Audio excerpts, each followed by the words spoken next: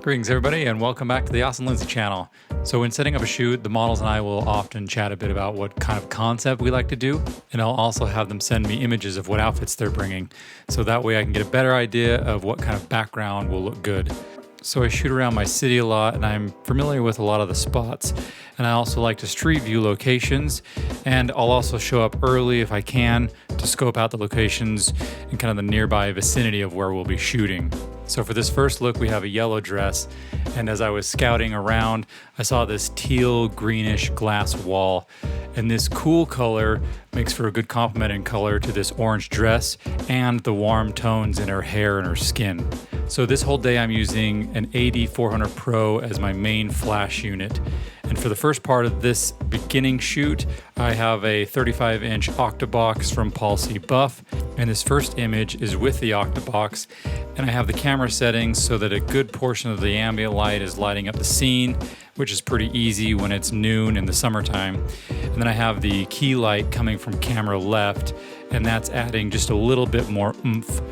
And I have it coming from the side because this will give her face and body a little bit more definition. So I really like the soft look of this setup, but with her being in shade and being lit by an octabox, everything looked just really soft, and I wanted to try something just a little bit punchier.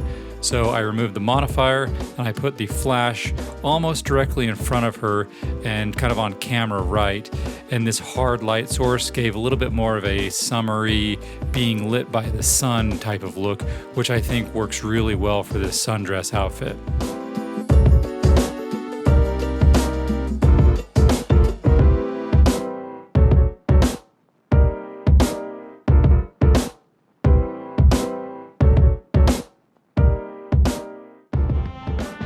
This next location is really nice because there's very few colors. There's mainly tans, blacks, and greens, and they work really well to make the red in the dress stand out. We did some shots with Mesa against this old style lamppost, and then we did a few of her and Roxy sitting at this table, and it was really nice that the table and chairs were darker in color as well. So I know Mesa likes the fashion vibe when she shoots, but I really like how a couple of these shots could almost pass as like an advertising type image for the handbag that they're holding.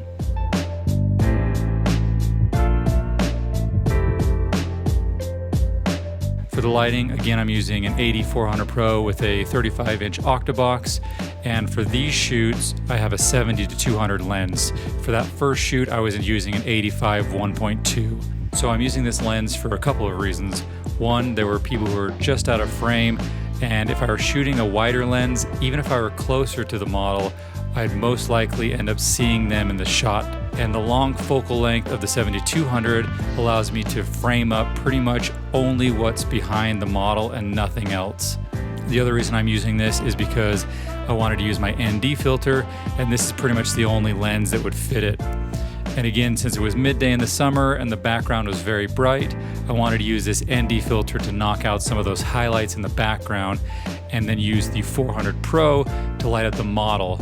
And I could have used high-speed sync, but that cuts out some of the light output from the overall flash, and I wanted to get as much power from the light as I could.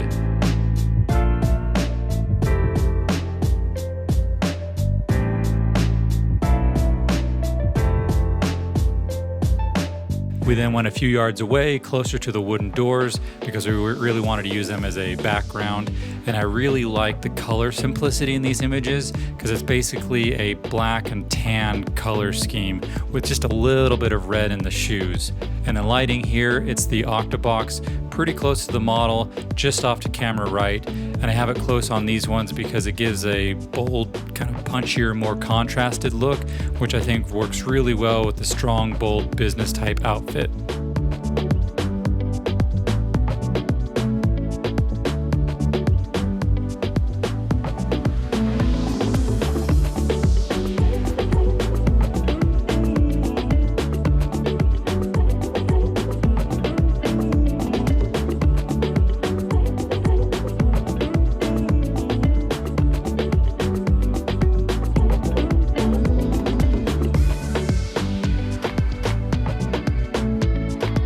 We then finished up our last location just basically by turning around. So this ended up facing us west, and the sun had moved from directly overhead at this point because it's around 3 p.m. by this time in the summer. So the sun is high, but it's still giving us some pretty rim light. And to me, these images have this really nice midsummer afternoon look to them. And I really like that I was able to get some of the sky in the shot for a few of these. And there's some trees around, and there's also some green in the window panes. So it's adding a little bit of cool tones to contrast with the models, which I think looks especially great with Roxy's red hair.